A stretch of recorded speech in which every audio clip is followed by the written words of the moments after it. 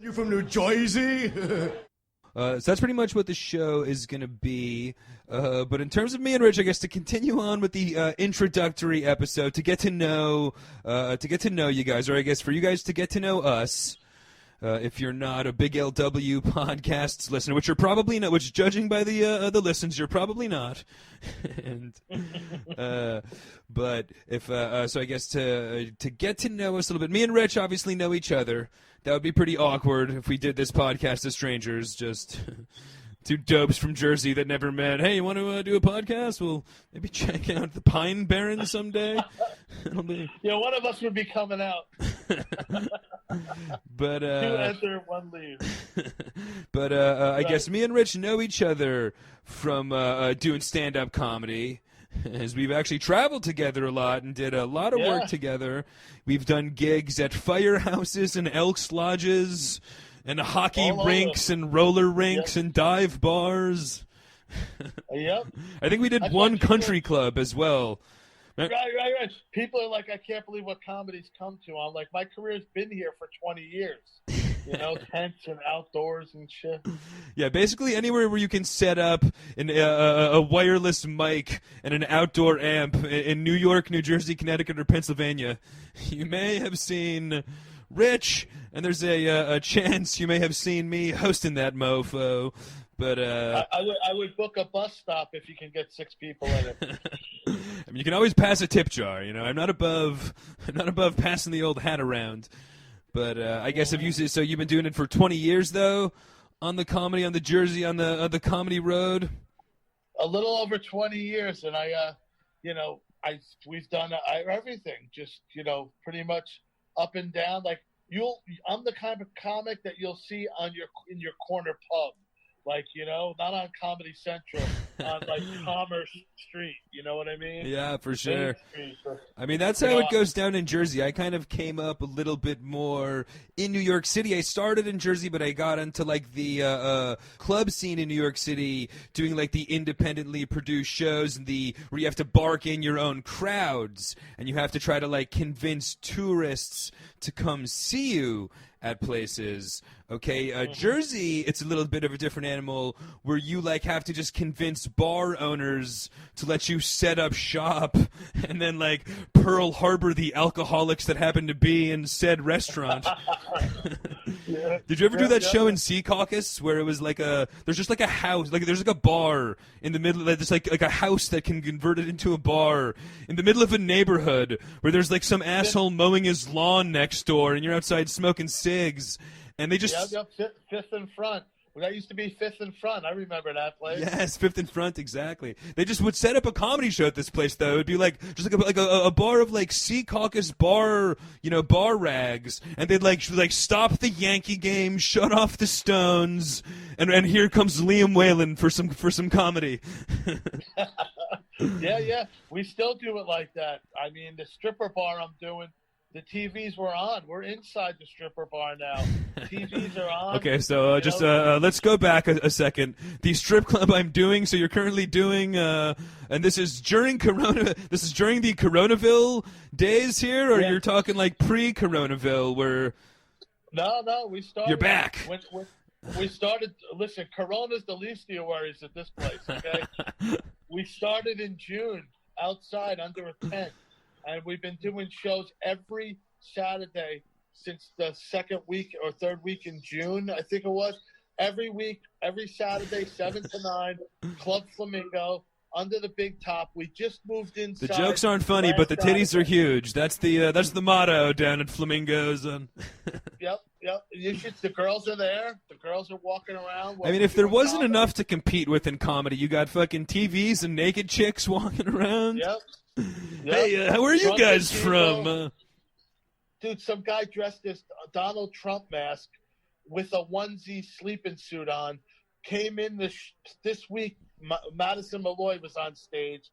We doing it inside. This guy jumps on stage, starts running around the stage, and she didn't know who it was. Yeah, she just figures it's a comic. Show? Yeah, for sure. Dude, it was hilarious. Then he just ran out. Who the hell knows who it was? Epic. I mean, that's just some of the entertainment that you'll see at the Saturday Night Titty Bar comedy show.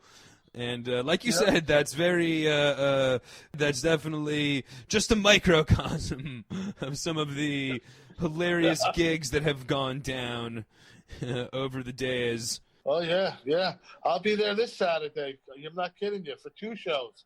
Fuck yeah. But I guess, what has it been like? And you've been, because I haven't really been doing shows in, like we said, in Coronaville here, as we call it, the Geeked Up podcast and the Big LW podcast. But I haven't performed yet in Coronaville. How about you? What's it been like? I know you said you've been doing the titty bars. Well, you've been doing all sorts of the show goes on here in comedy. Oh, yeah. The people need to laugh, so. But what's it been like? Have been the crowds been a little tight? They've been anxious for a laugh. In the beginning, we were doing drive-in car shows in Atlantic City and all over the place. People were just so happy to be out of their house. It was like being at a drive-in. Everybody's social distance. They're in their own car. Okay, so yeah, that looked awesome. You were doing that up in Staten Island as well, right? I don't know if you're still there at all. Doing some. Yeah, that's the best way to do it, honestly. Even for me, I've been a little bit, dipping my toe in the waters to get out and, big groups and crowds like that. Even for me, that's obviously the bigger supporter of live entertainment and all that kind of stuff. But the drive-in atmosphere where you're like tailgating, you know what I mean? You get the, social distancing, but you also got it just makes a lot of sense to social distance when you're all huddled around your own car with your friends and whatnot. You know what I mean? Like, that's the perfect setup. Yeah, we started there. Then we started doing some where people started coming out of the cars. But also, like I said, since June, we were doing under tents. I've done rooftops, backyards, lawns, parking lots, parks, just setting up comedy. I did a wedding out on the deck by the ocean a couple weeks ago. Tonight I'm doing something in the city. That was the funny gig you were telling me, the wedding gig, because they were allowed, like, the state allowed you to do comedy, but only 20-minute sets, and nobody's allowed to laugh very hard, and if you think you're dancing, we're fucking, Governor Murphy is showing up right now if you're fucking dancing at this wedding, goddammit. But yeah, it's like Footloose. No DJ, because they don't want you to dance. You can have music. And we were able to do, we did like 20-minute sets, 2 of us, and that was that was it. That's all the entertainment they had. These weird, like, I don't want to say weird, but like, entertainment restrictions on a private wedding. This isn't like, you know what I mean, Saturday night out at Hoboken. This is somebody's private wedding, and there's like, no DJ, which, I mean, I guess this isn't, we're not gonna, like we said, we're no geniuses here. We don't know what we don't know what the CDC recommends or whatnot. You know what I mean? So they don't even know what they recommend. They change it every day. But it was funny at the wedding because the groom, very good looking guy, very good looking black guy, used to be a comic. I didn't know him, and very good looking white chick, blonde chick, getting married, and she wanted nothing to. He's a comic at heart, so he's loving it. She actually got up and left till it was over. We're in the building. Wow, the bride did? I thought it was hilarious. That's the best walkout I've ever heard, is the bride at a wedding. She got up and the chick ran behind her to hold the thing behind her, whatever that is, the tail of the fucking thing. And they walked inside. I thought it was great because Pontilla was up. I had just gotten done, and they whispered in his ear, "The pastors are here. Keep it clean." Because I think I said titty bar once, and I said asshole or something once. I mean, I hope you're not going in too blue to your private wedding gig. I hope you got a clean set. I hope you guys had a clean 20 minutes prepared for that one anyway. But it was going well. They were loving it. I didn't think. I said titty bar because I was like, "Hey, you think this? I'm doing a show at a titty bar." That's what I said. I said something about my kid being an asshole because there were kids there, and but it was great. The guy tipped us. He loved it. I just thought it was funny. I saw the girl get up and just walk inside till it was over and come back out. That's fucking hilarious. That's hilarious. It's like one of those theme weddings where the guy is like a huge Star Wars nerd, and he's like dressed up as C-3PO, looking at her like, "Come on, what happened? Like, I thought we were in this together." Yeah, she's like, "Yeah, I'm filing the divorce papers." Yeah, seriously. On 7 planets.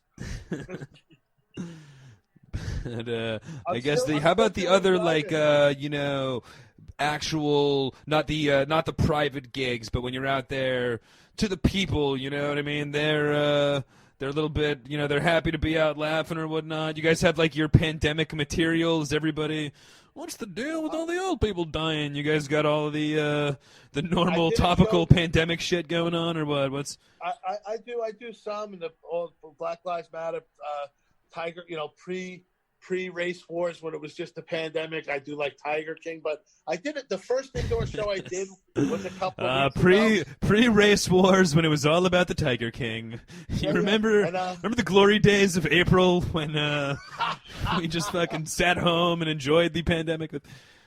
I guess I didn't even really think about the whole race wars, but how's that been for the old?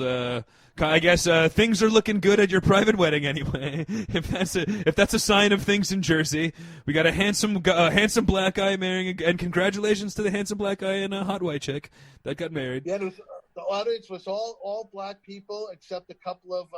There was a table of Dominicans, and a few Dominicans, but they were great, man. They were the great audience. I mean. And I did some Black Lives Matter stuff and everything, and they were dying laughing. I mean, yeah, that's way more like honestly joke appropriate than the pandemic. You know what I mean? Like you have to acknowledge when you go on stage, hey, this is weird that we're doing comedy outside with masks on. You know what I mean? Like, but it's not very funny to fucking. There's nothing really funny going on about the pandemic. At least the racial stuff is like some. You can definitely have some laughs, and honestly, that really helps a lot more with the healing process. And I feel that comedy's place in the, like looking at Chappelle's special, but comedy can definitely have a very significant place in that discussion of race, where it's just like the pandemic, you know what I mean? Let's, give me your best airplane fucking humor instead, please, Can I get a homeless guy in New York City bit for the, I talk about like it's true. The first time I put a mask on and walked in a store, I stole a gallon of milk. I felt obligated, like I actually did. I walked in, I grabbed the gallon of milk. I'm like, why am I paying for this? I have a mask on, and I just walked right out the door because there was a long line. I'm like, no fucking way. And my wife's like, every time I steal anything, it's strictly because of a long line. I'm like, all right, dude, I'm not. And she's like, no way, you can't. Listen. That's not why you wear a mask. She had to have a talk with me. I mean, they got bigger fish to fry than a gallon of milk at this point. Like, nobody wants to, they probably figure that you're, like, active virus right now, and you don't want to be waiting online or communicate. Let him have the milk. He's probably... I have to use it to wash the tear gas out of my eyes. That's not what they use, Go back to Jersey, you moron!